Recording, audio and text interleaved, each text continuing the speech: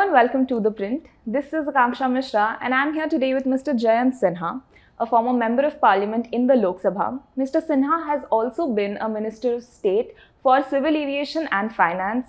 He's a very well-known policymaker and investor. Mr. Sinha, thank you for being with us here today. Thank you very much for having me, Akanksha. Very recently, Mr. Sinha, along with Mr. Sandeep Bhamar, has come out with his new book, India's Green Startups, which features 14 of India's startups that are working to green India's economy. From battery swapping to electric vehicles to even hydroponic agriculture, the book has it all. So let's get right into it, Mr. Sinha, and talk about, firstly, what motivated you to write a book on climate tech startups, and what do you think is their role in India's climate fight? Thank you very much for having me, first of all, Akanksha, and very happy to be with ThePrint and all the viewers of ThePrint interview. You've asked absolutely the right question, why? And the answer is very simple. For India to develop and for India to grow, we have to have a green and sustainable future. And we can only achieve that, we can only get to net zero and have a sustainable future if we change our entire economy and we have companies for whom decarbonization and greening the economy is their business model. It's not something that they do just because they have to comply with ESG requirements. It's not something that they do just to be able to open up a certain market segment. They do it because that's their business model, that's their mission. And so if we can get a whole group of these companies really decarbonizing, growing quickly, scaling quickly, then India will be well on its path to net zero. Moving on, I would like to focus on how you spoke about net zero, and in a number of interviews before also you've mentioned how net zero is actually net positive. So would you like to tell us more about that, about India moving towards an RE-powered economy? The conventional wisdom, Akanksha, used to be that if we pursue a net zero strategy, or if our economic growth is focused on renewables, electric vehicles, biofuels, industrial decarbonization, if we grow that way, that will actually not be good for India. So the conventional wisdom for a long time was that net zero was net negative for India. Net zero is net negative. We need cheap fossil fuels to develop and become a developed economy. That was the conventional view. Now, much of the work that I've been doing over the last 5 or 6 years has conclusively proven that when you look comprehensively at a net zero, sustainable, green trajectory for India, that development trajectory is massively positive for India. And so I can say, and this is my headline that I use every time, net zero is net positive for India. And it's net positive in 3 very important ways. Number 1, faster GDP growth, more job creation. Okay. So it really helps us economically because, when we invest in green technologies, faster GDP growth, more job creation. Number 2, and all of us are here in Delhi, Akanksha, so we are all victims of this, air pollution and public health. So when we burn fossil fuels, when we burn petrol, diesel, coal, we are putting into the air a massive amount of air pollution. AQI numbers go literally through the roof. That creates pulmonary diseases, cognitive problems for children, and on and on and on. There are just so many public health issues associated with burning fossil fuels that if we can get to net zero technologies, we are going to have a much cleaner, greener India, and it's massively net positive from a public health point of view, and hopefully all of us can appreciate that. The third reason is a national security reason.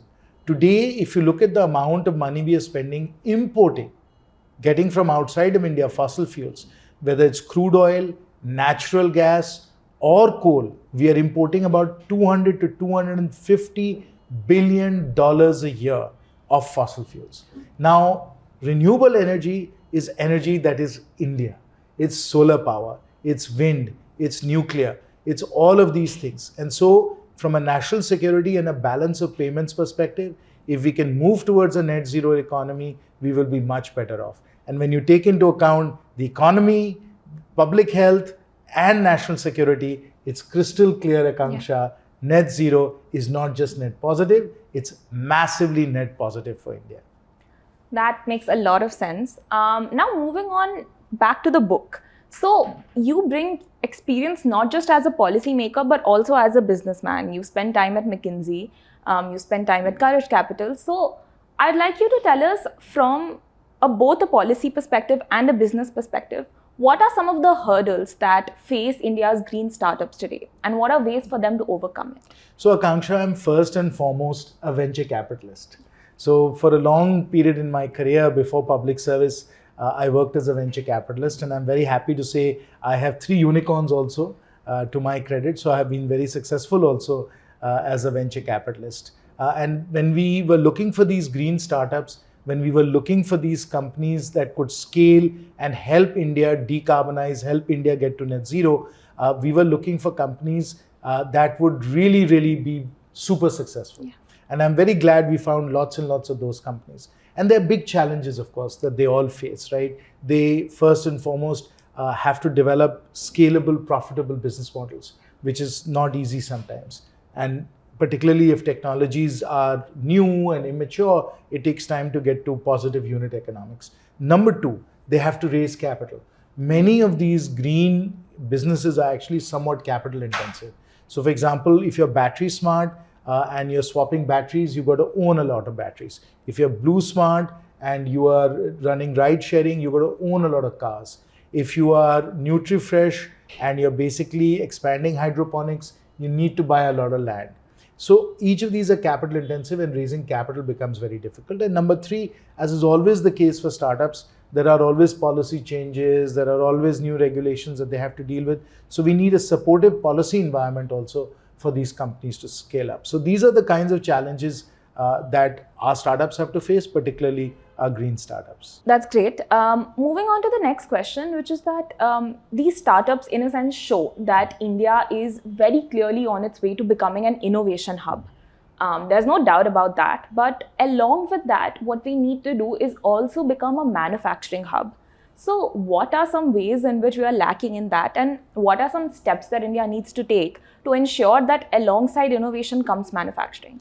We are taking many of those steps, Akanksha, and those are important steps. I think one of the great examples that we can point to is Apple, which has now moved some 15% of its iPhone production to India. And nobody believed it could be done, that they could scale up this much, employ hundreds of thousands of workers in India, bring the ecosystem over from China and build all of that in India. But they have successfully done it. And so if we've done it in iPhones, we can certainly do it for solar panels, we can do it for batteries, we can do it for cars and vehicles of various kinds that are electric vehicles. So it's very important for India's net zero strategy that we also be a manufacturing hub, because solar panels, batteries, electric vehicles, biofuels, electrolyzers for green hydrogen, all of these will have to be manufactured in India and at scale, so that we can actually transform ourselves and become a green economy.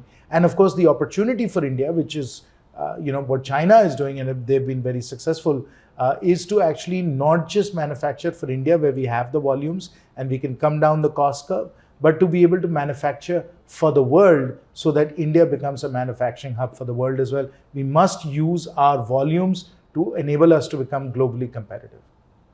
Great, thank you. Now to our final question. This is something that you have actually posed to all the founders of the startups that you've interviewed for your book. But I think I would like to end this interview by posing it to you. What is that one golden piece of advice that you would give to upcoming green entrepreneurs in India? I always give all entrepreneurs the same advice, Akanksha, and it is very, very simple. Cash is king. Cash is king. You have to build scalable, profitable business models and be able to manage your cash flow so that you can actually scale and take advantage of market opportunities. But if you're not managing to cash, if you're not managing for profitability, it becomes very, very difficult. So cash is king. The good news on green technologies for India for the next 10 or 15 years is that they are positive at the unit economics level. So if I am driving a petrol auto rickshaw, my cost is for petrol is, and for the auto rickshaw, totally about 5 rupees per kilometer. Okay. But if I'm driving an electric auto rickshaw, my cost of the electricity to run it is only 50 paisa, and then there's the cost of the auto rickshaw, and totally it comes to a much lower cost, 2 or 3 rupees per kilometer, unlike the 7 or 8 rupees per kilometer that's required for a petrol auto rickshaw. So cash is king. Unit economics are positive. So you're actually better off adopting these green technologies and becoming more profitable than it is if you were using fossil fuel brown technologies. So that's what a good entrepreneur does. Cash is king. They look for positive unit economics. They look for places where they can sell something that's far cheaper, far better to the customer, and also make a lot of money. Only when you solve for those two things, Akanksha, can you scale your business. If you can't scale your business because it's not something that's saving the customer money or one in which you can't make money, then probably that technology, that market is not yet ready for prime time. It's not ready to scale. So you've got to wait and only then scale up the business when you're ready to actually take off and scale in that fashion. That's great. I think that's brilliant advice for all the upcoming entrepreneurs out there. Thank you so much again for this, Mr. Sinha. All the best with your new book and also your upcoming ventures. Thank you. Thank you very much, Akanksha.